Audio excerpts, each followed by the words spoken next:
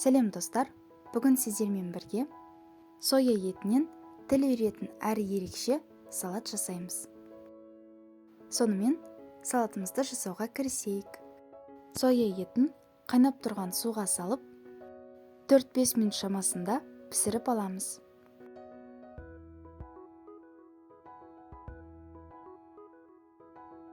Сәбіздерді өткіштен өткіземіз.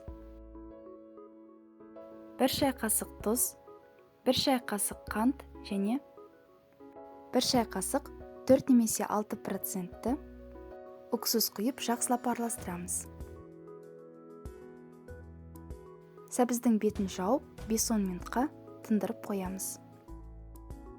Пияз бен болгар бұрышын видеода көрсетілгендей етіп тураймыз.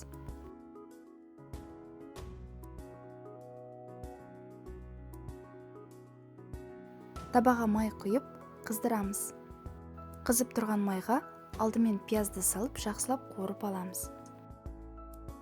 Пияз қуырылған соң қайнатылған соя етін салып, оны да 1 минут шамасында қуырамыз.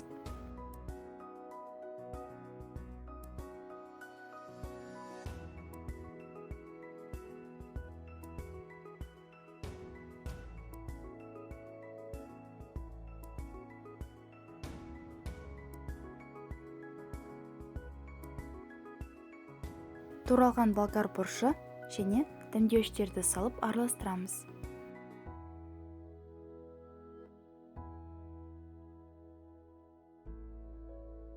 Соя тұздығын құйып, тағы 1 минуттай орташа отта ұстаймыз.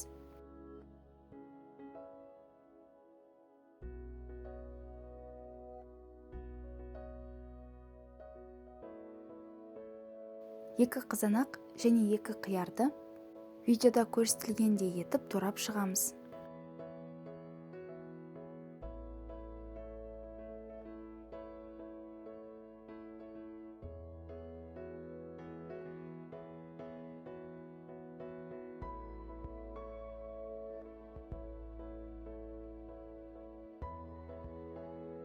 Тұздалған сәбізді қолмен жақсылап араластырып, артық суынан ажыратып аламыз.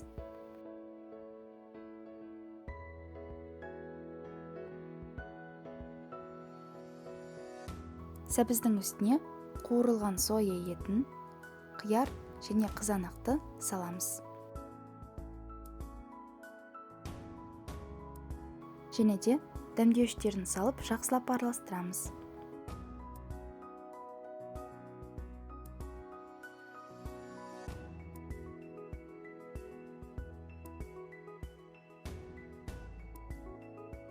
Салатты жасап болған соң, кемінде 2-3 сағатқа тоңазытқышқа салып қою керек.